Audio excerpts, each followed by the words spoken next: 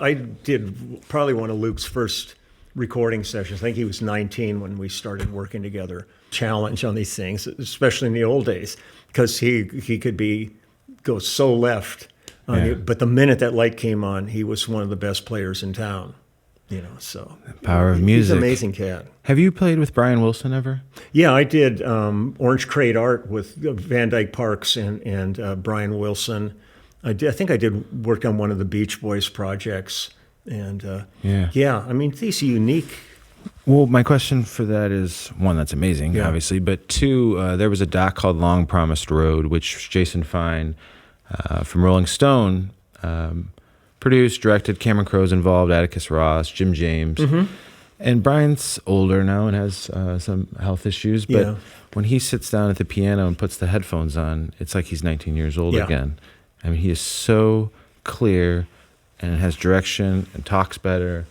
And just the music that goes into him, it almost heals him in some way. Well, it does. Music does it. I was just listening to a thing on the radio when I was driving to something the other day, and they were talking about dementia and Alzheimer's and music. Yeah. And it was really these people that are so far gone, but the minute they hear some music that was part of their lives, they're suddenly coherent. They're singing along with things. Or if they were a pianist, they're sitting at a piano kind of playing it, yet the minute the stuff stops, they kind of fold up and they're back in this thing. But music has such a remarkable, I guess there's an element of healing, but there's also just a cathartic thing that happens with it that it can affect you on so many levels. I mean, that's one of the things that I've loved so much over the years is when I meet people, like when we're touring and things like that.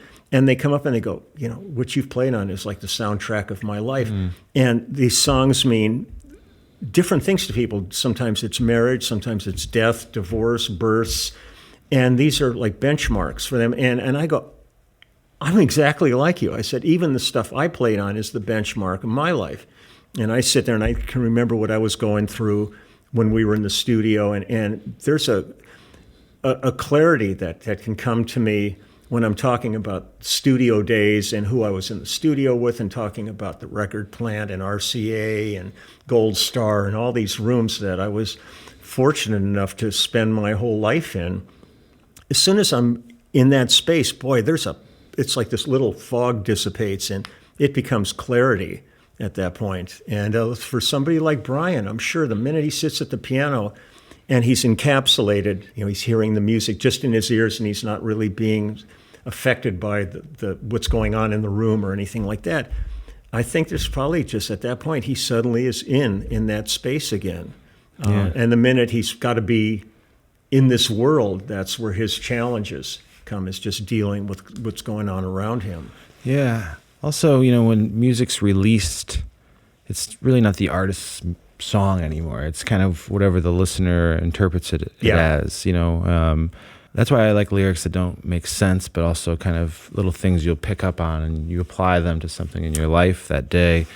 It's going to affect you differently than it'll affect you, or maybe you interpret it differently. And it's like, it's this thing, this sound that we can just kind of keep safe in our heart and our memories and our mind. And I have that with a lot of songs. There's songs that I just know that if I put that on, it's going to take me back to the moment my father died, or you know, I listened to that at that certain point, or it came on the radio and really hit me. Yeah, I had a friend. He's one of the top musicians in town here, guitarist. But we were playing the Universal Amphitheater with James Taylor, and he came to the show, and I talked to him like a couple of days later, and he said, I was sitting there sobbing during the show. He said, I felt emotions, and he said, I went home that night and told my wife I want a divorce. He said, it welled something up. He said, I've been going through a really bad time with her. It wasn't really working, but it was like this thing that gave him focus, and it empowered him to go do what he felt he had to do. And he said, if it hadn't been for that show, I might still be miserable and making her miserable. Yep. So it's weird, but it's also our senses are remarkable. There's things you'll smell, like a clover that maybe was growing in a field next to a house you were in when you were 5 years old. And if all of a sudden you smell that, you're 5 years old again. Even if it's for a moment, you just kind of, there's this thing that happens. And music can do that. You hear a couple of notes of something, and for an instant, you're like transported to the first time you heard that. And what was, I mean, I'm that way with the band Vanilla Fudge. The first time I heard their first album, it blew my mind. And I remember I had an old panel truck at that point, and I was at a party, and I wasn't digging this thing, but I had the panel truck all fixed up. I had a little stereo system in it, and I was parked down the street, and I said, oh, I'm out of here. I went in and I just kind of laid down in the back and turned on the radio, and that album came on. And when I hear that, I'm right back in that panel truck. And that was probably 1968 when that was going on, or 67, or something like that. So there's these triggers that can happen. And that to me is, that same trigger is what happens when I walk into this property. Is no matter how different the street scene outside this building looks from when I was first coming here back, 50 years ago, as soon as I walk through the gate, it triggers all those things again, and this kind of weird little endorphins start to well up, and each corner I turn, I visualize something that went on in here and different people I knew. And the thing that's to me now is so many are gone. It's almost like a time capsule. You come in and the fact that they're no longer present, they're present in here. Yeah. So I really embrace it. I take it all in. Dick Wagner, when we did the thing for St. Jude's Hospital, I mean, after we played in this room, and I remember Elliot Easton was sitting right here from the Cars, and I was sitting right behind where I am right now. And it was like a room was packed with like the top people in the business doing this big, huge song for St. Jude Hospital.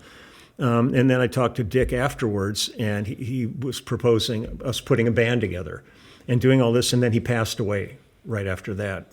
And I just sit there and I go, I was in the room when they were doing the choir part of this, and he was standing right here, and I feel his presence still right here from that, because it's a presence beyond just being there. These people have a thing about them that's bigger than them. It's hard to describe, but their presence is. I feel it all the time. Corey Wells, who's no longer with us, was one of the members of Three Dog Night, and we were in two, and I was just sitting there going, I love this band. I've always loved the band, and I got to do a Japanese commercial with Chuck Negron and stuff. But Corey, to me, really had like the pipes, and we're suddenly in there, and I'm just going.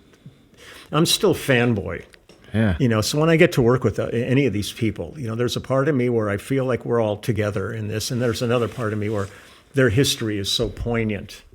To me, it was such a part of my upbringing, listening to the Three Dog Night songs and all that when I'm around them, there's a little corner of my psyche that's going, wow, it's just a trip. It's really him. Do you remember the first session or time you came in here? What year it was, or record you played on? Or track, overdub?